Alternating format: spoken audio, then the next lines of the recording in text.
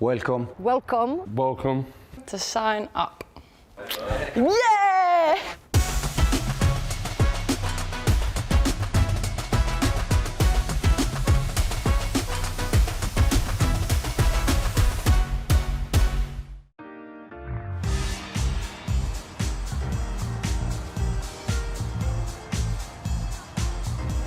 Welcome to a new series of Sign Up. We start the season with some amazing news. Last year, we reached out to you to get some ideas and feedback as to how football clubs could better incorporate deaf fans. We collated all of your ideas in the Sign Up manifesto, which we sent to Premier League clubs. Top of the list was British Sign Language interpretation on screens for match days. And this season, Chelsea are providing that. We're here at this gorgeous house at the club's training ground to find out more about this amazing initiative and meet some fantastic guests.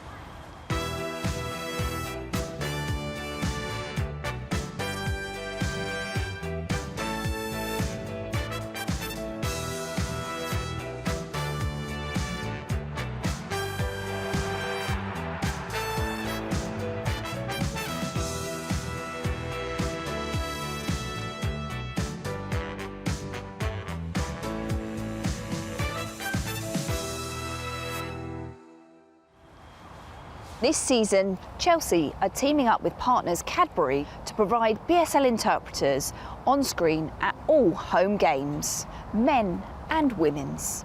We asked those at the club what it means to them.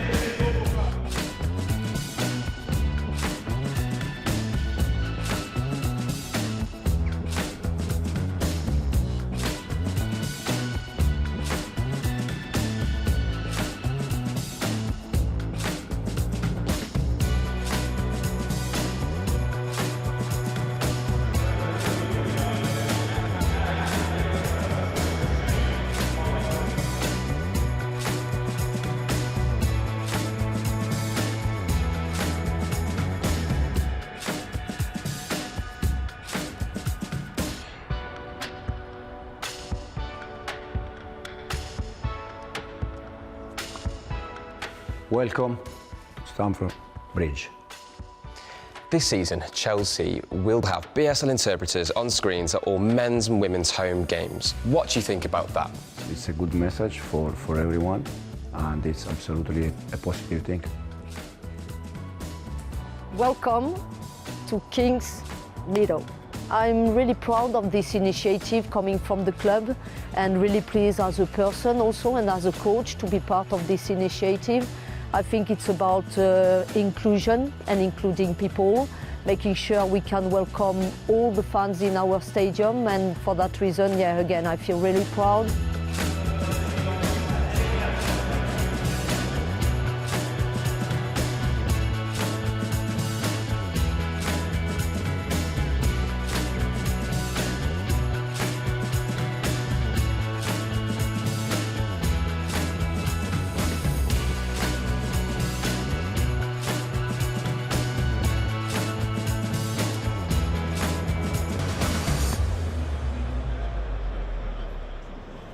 It's absolutely fantastic that Chelsea have rolled this out, but also West Ham this season at the London Stadium will be doing the same. Hopefully other clubs will follow their lead. Now it's time for our first guest. One of the stars of the summer, the Lionesses retained their Euros crown, thanks in large part to Hannah Hampton.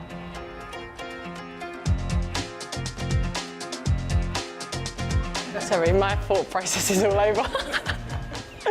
Okay. Right, so I know nice to meet you. Yeah. What's then, when I've met you many times, lovely to meet you? It's the same as nice, lovely to see you. Lovely to see you. Yeah. Okay. So like Okay, thank you. Thank you.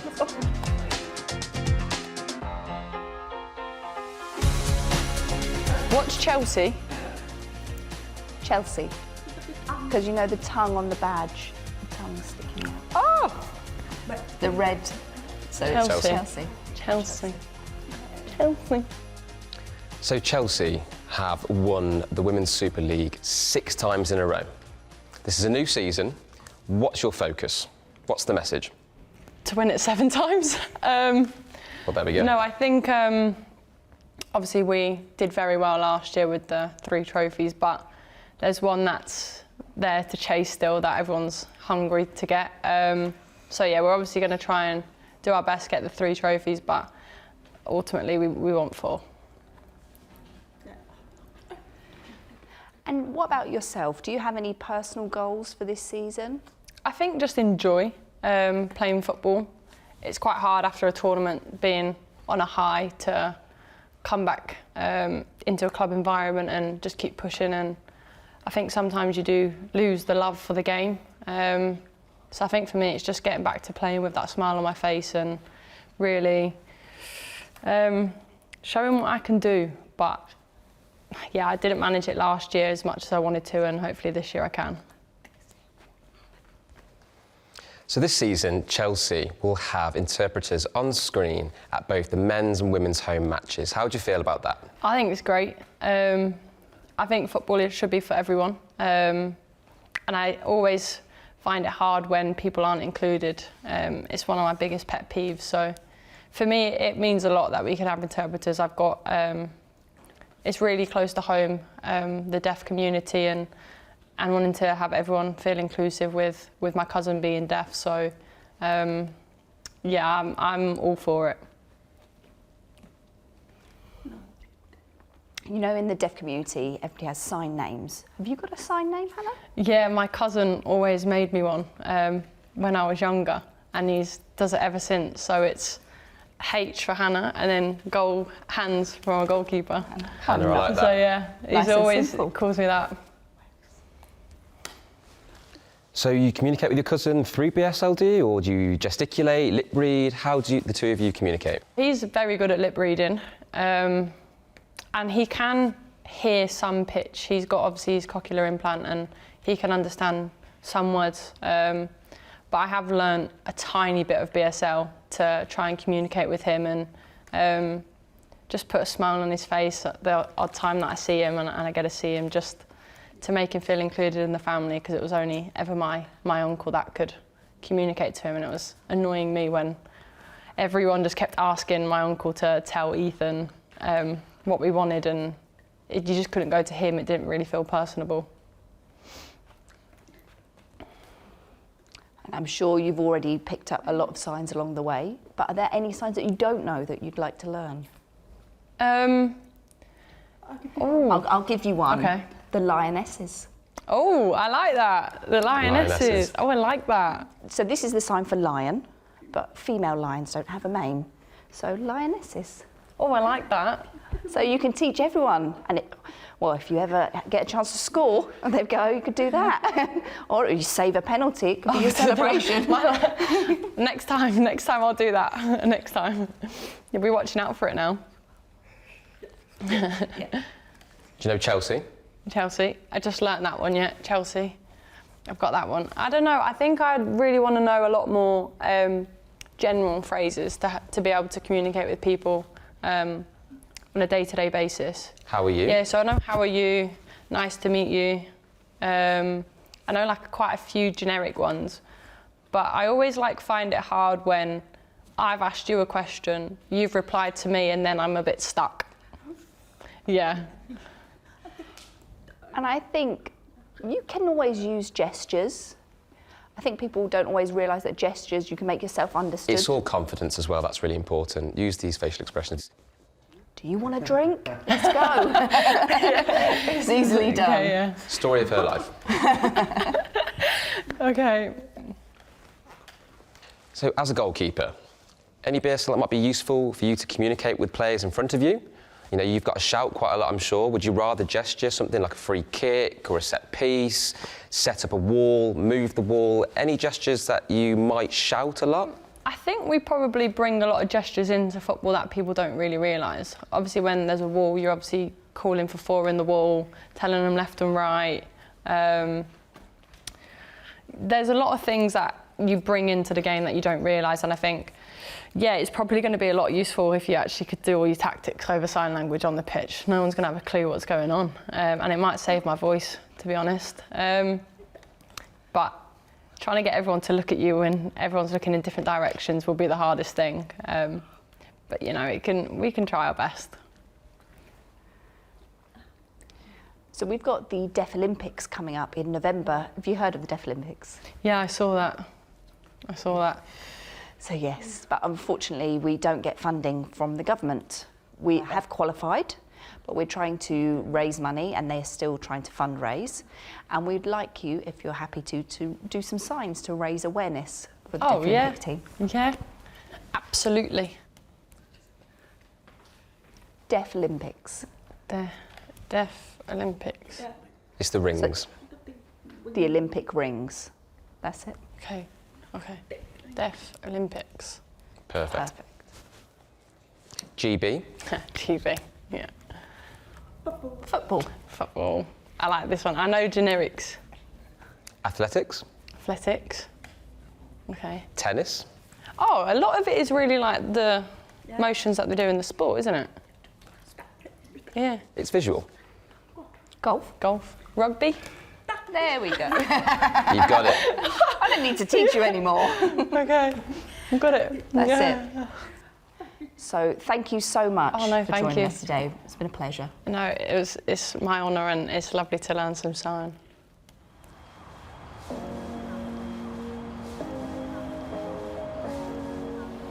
It was amazing to meet Hannah Hampton. What a legend. I felt honoured. Amazing. Still to come, Liam Delap, Enzo Maresca and Sonia Bompastor. After the break, we'll analyse the start of another thrilling Premier League season.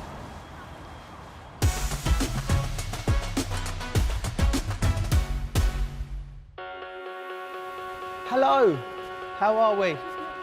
Lovely to have you back. See you. How are you, mate? How are you? Good to see you.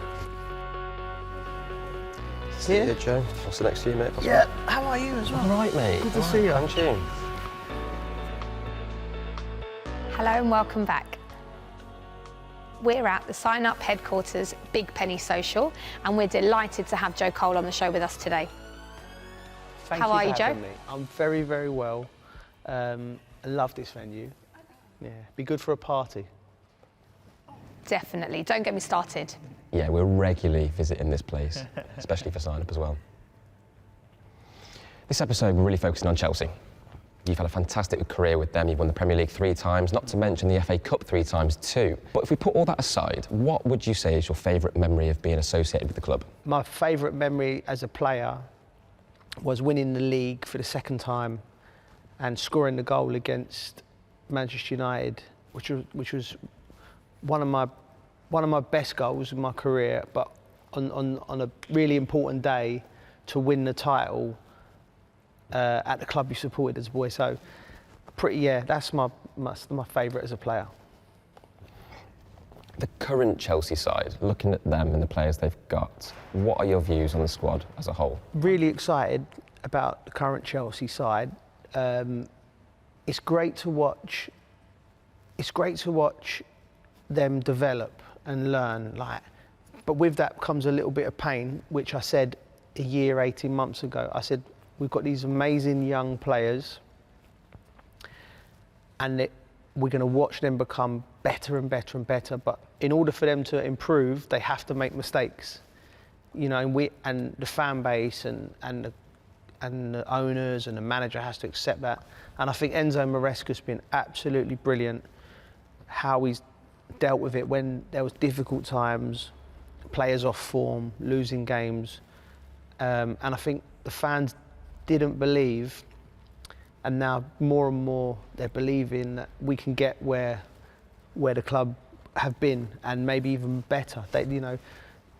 So it's exciting, and there'll be still more bumps in the road, but I believe Chelsea will get to the top again. You also played for Liverpool, who are currently sitting top of the league. They've just brought in Isak. Is there a concern that they're buying too many players during the summer? Do you know what? I think this season it might look like there's too many players but I think they've done very smart business here. They've gone, Ekatike is available. If we don't buy him, someone else will buy him. So we need to get him. Isak's available. If we don't buy him, someone else might buy him. And I think they're looking at Mo Salah's age, and they're thinking, Mo Salah nearly left this year. He might want to leave next year.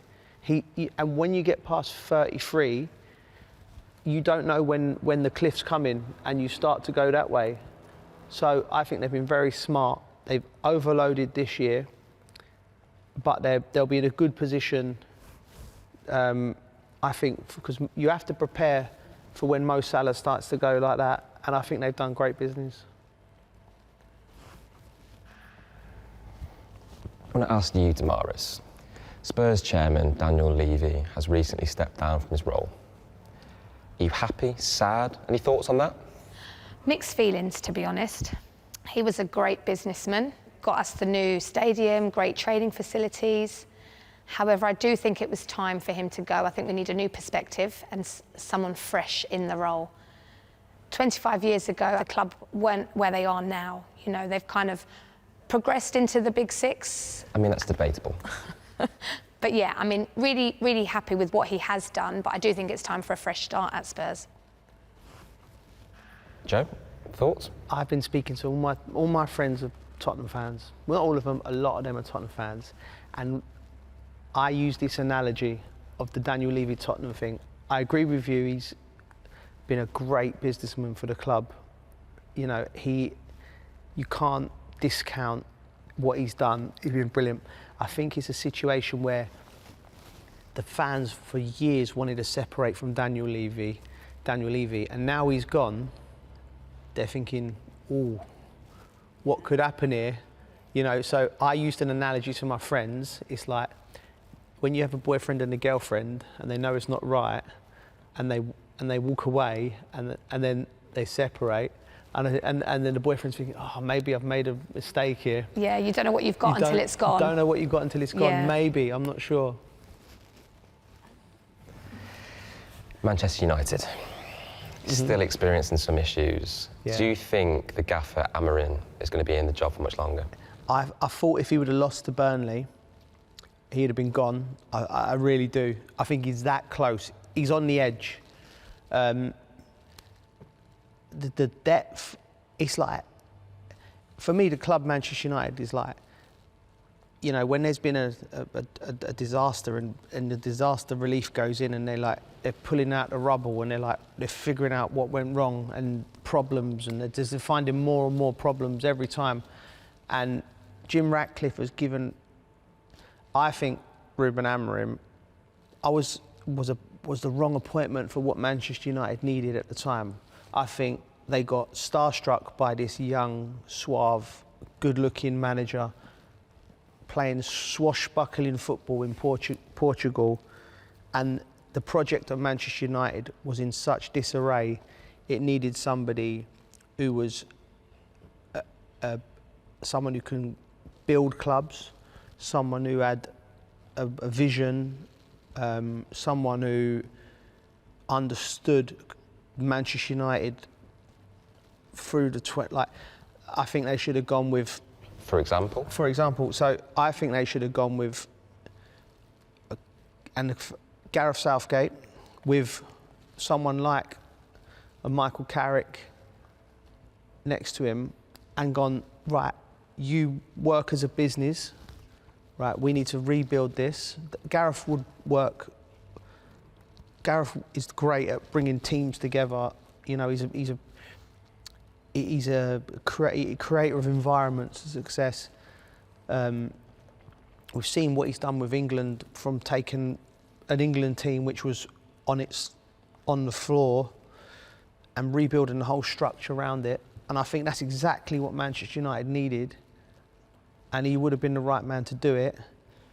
But I think Jim Ratcliffe's gone, he's probably thought about that and thought about needing the family 7-seater, the sensible car, and he's gone for the Ferrari and Ruben Amorim, and it looks like it's broke down. I'm giving out so many headlines here, aren't I? Well, yeah, thank you. Are you thinking that he would accept the job? I think when Manchester United call for you, I think whoever you are in football and wherever Manchester United are in terms of where they are in football at the moment, you have to consider it, because he's such a name, it means so much globally. It'll be such an honour for a manager to take it.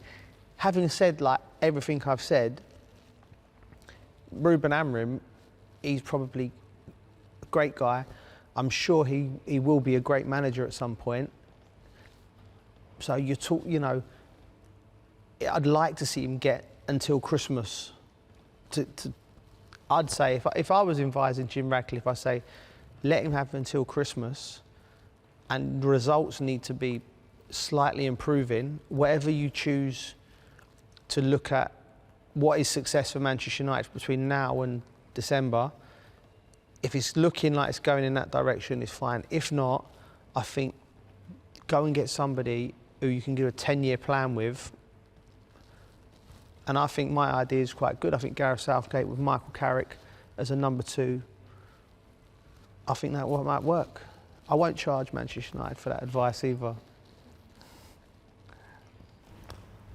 Well, thank you so much, Joe. Thank Come you. to see us. Thank you for this chat. Always a pleasure. Anytime. Now we're going back to Chelsea's training ground, where we're going to meet the head coaches for both the men's and women's teams and teach them some BSL. Hello everyone. Welcome, Stamford Bridge. Welcome to King's Meadow. So the new season is underway. How are you feeling about it? Very happy, very excited. Many young players, some new players, so excited for the new season. So the new season has begun. What are your aims for the season? As always, when you are the Chelsea manager, but also as a Chelsea player, you want to make sure you are able to compete in every 4 competitions we are competing in. So Chelsea now will have BSL interpreters at all men and women's home games. And I'm going to teach you a couple of signs. So I'm going to teach you a bit of BSL, if you don't mind. So I'm going to ask the interpreter just to step back for a second and just play a few games with you. Is that all right? Yeah. BSL is a visual language, so don't overthink it. So try and guess these football signs.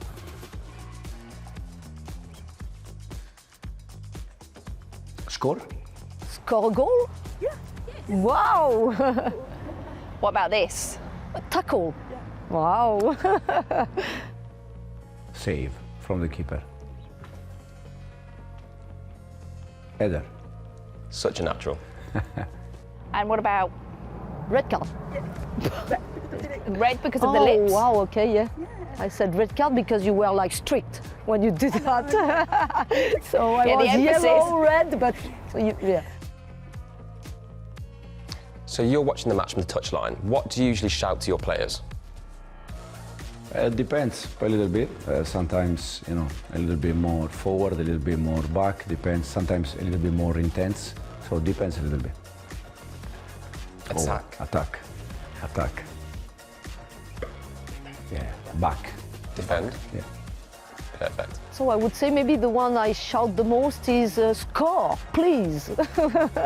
No. Yeah, we already know. I know this one. Can I go with 4 fingers? Like. Well, you can repeat it. Just to make sure, yeah, they score. So some Chelsea players have sign names. So the sign is usually linked to their personality or character or even appearance. So see if you can guess who I'm referring to here. The first one's quite easy. Oh. Estevao. Cole. Anna? Okay. That's an easy one. One more from the current team. Yeah. Oh, Cuckoo. No? Cuckoo? Yeah, Perfect. easy. Who? Lucy No. Bronze. No? Lucy Yeah, Bronze? Lucy Bronze, yeah. She's tough. Yeah, she's tough. And her middle name is tough. If you were to meet a deaf fan, it would be nice for you to learn some sign language if you interact with them. How are you? How are you? Perfect. One more. My name, Enzo. Oh, again, try again. So like this. My name is N. So, yeah, this one. That's Perfect. Well done. more or less. Okay, ready? What's your Yes. name? My name and after no S. Oh, S. Here. I'm thinking. There we go. Yes. Thank you so much. Cool. Thank you. Yes, thank you. It was fantastic meeting Enzo and Sonia. Sonia was really good. She did really well. They were naturals. After the break, we interview Liam Delap. Plus, we also meet some of Great Britain's deaf footballers.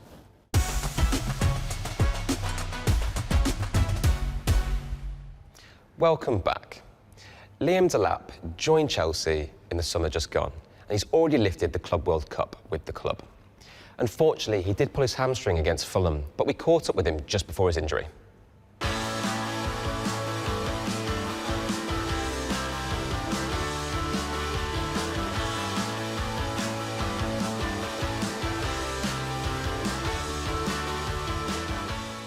So Liam, thanks for coming. You got to Chelsea straight away, you won the Club World Cup.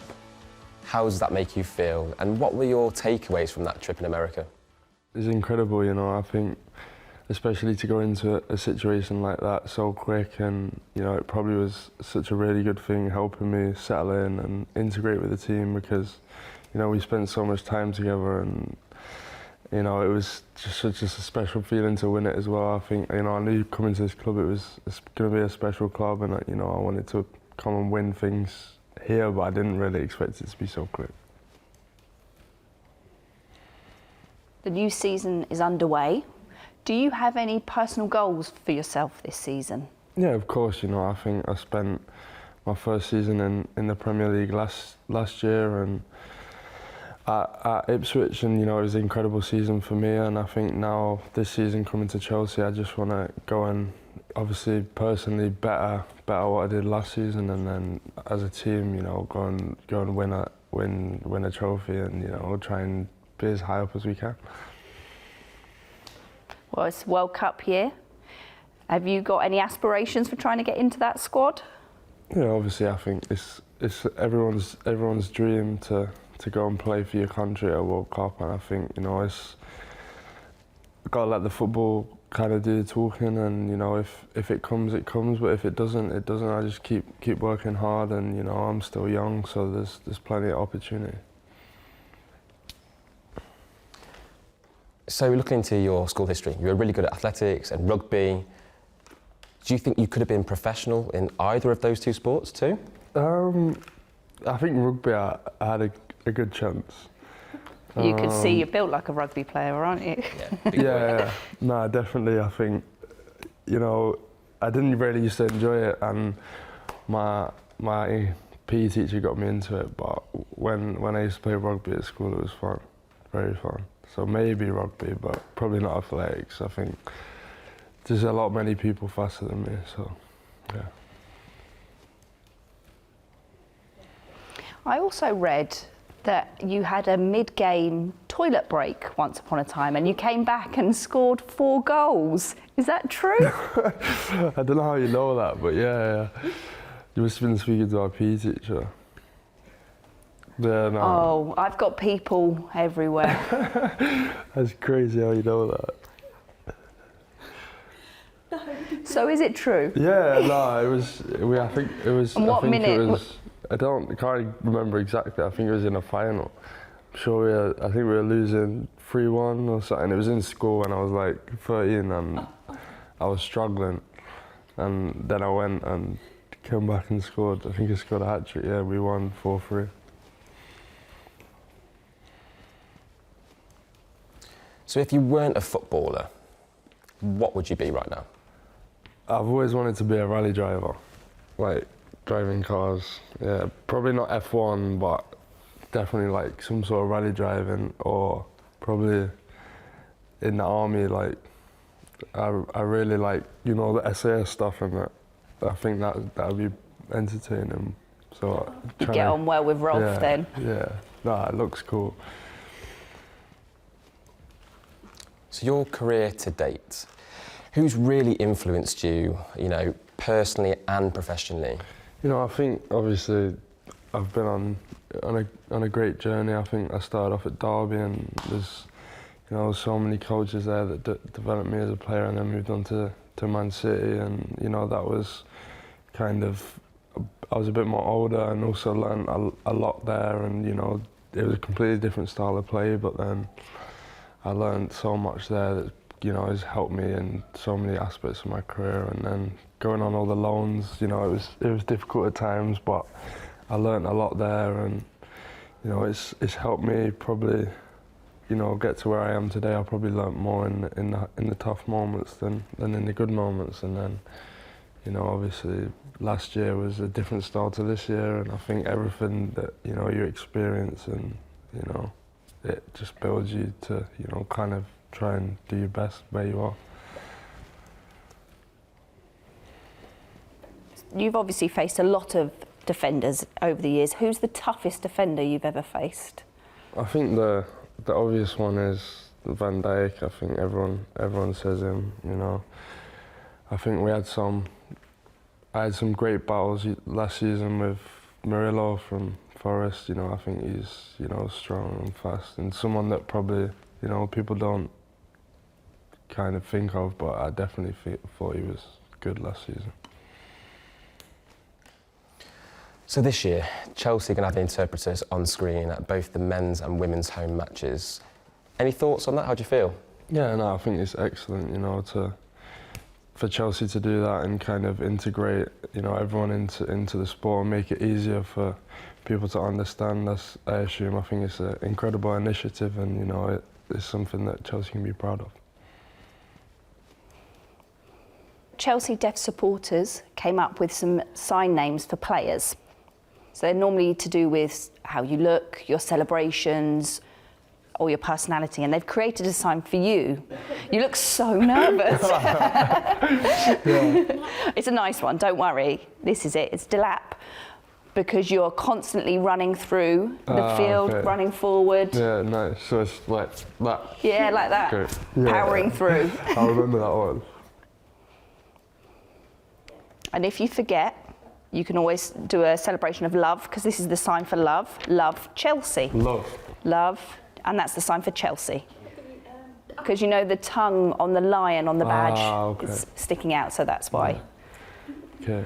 So. Yeah. Well, thank you so much. I really appreciate your time. No, thank you very much. Thank you. We wish Liam a speedy recovery. Thanks to him and all our fantastic guests this episode. What a way to start the new season. Next month, we'll be at Nottingham Forest, so make sure you join us then.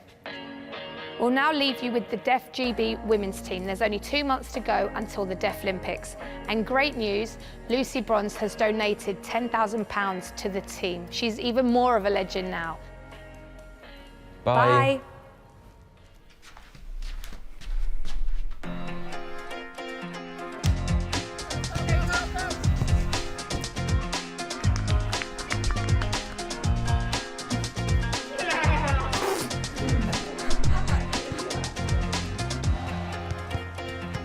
We are Great Britain Deaf Women Football Team.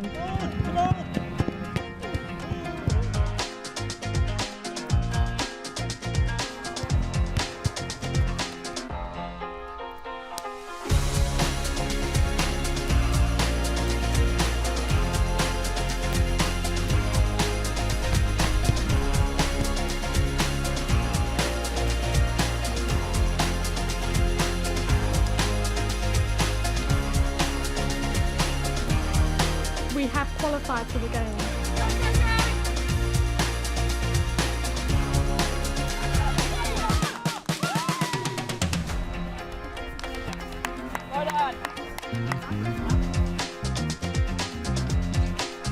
Play every match like it's your last.